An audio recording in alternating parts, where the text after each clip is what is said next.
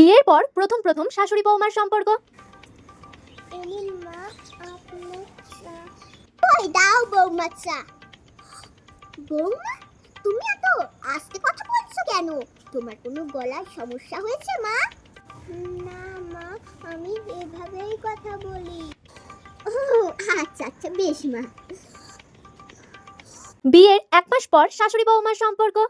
সকাল 10টার পর